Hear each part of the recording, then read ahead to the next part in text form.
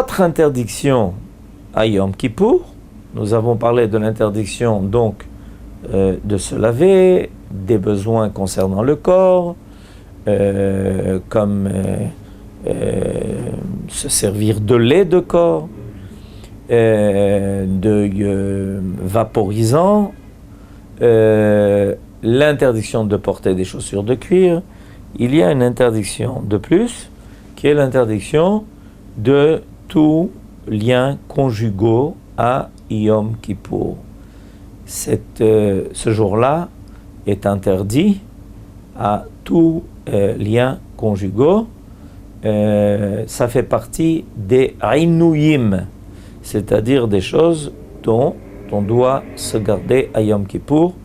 L'idée étant que l'on réserve ce jour-là uniquement à un service divin, sans n'y laisser aucune place à d'autres occupations que la prière, l'étude.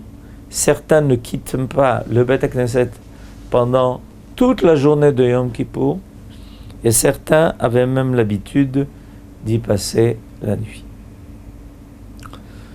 Le jour de Yom Kippour est un jour où nous avons 5 tfilot. C'est le seul jour de l'année où nous allons prier 5 prières. La prière de Arvit, la prière de Shacharit, la prière de Moussaf, la prière de Mincha et la prière de la Neila.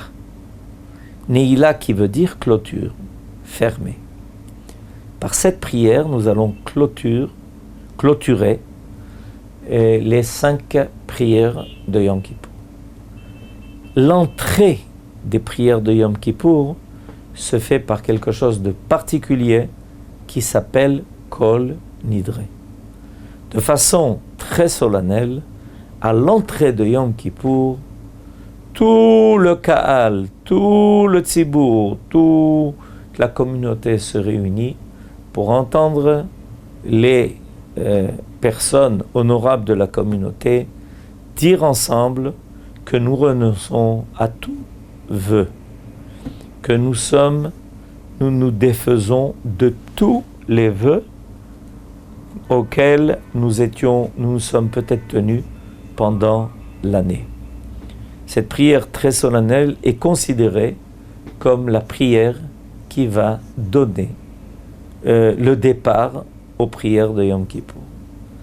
Chaque prière de Yom Kippour est accompagnée d'une partie qui s'appelle Selichot, c'est-à-dire les supplications où nous allons demander à Akadosh Baruch Hu de nous pardonner de nos fautes. En effet, il est extrêmement important pendant Yom Kippour d'énumérer ces fautes. À part celles qui sont marquées et inscrites dans le Sidour, on peut rappeler ses propres fautes dans ce qui s'appelle le vidouille.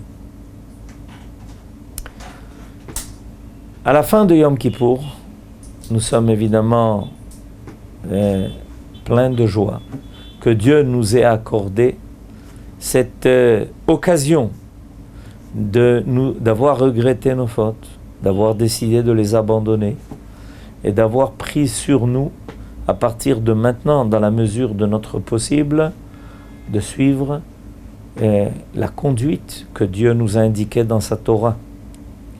Et grâce à cette fête de Yom Kippour, nous sommes sûrs que l'année qui viendra sera pour nous une année qui sera pleine de bracha, pleine de joie, et que Dieu inscrira tout le monde dans le livre de la vie. Amen. Ken Yehi Ratzon.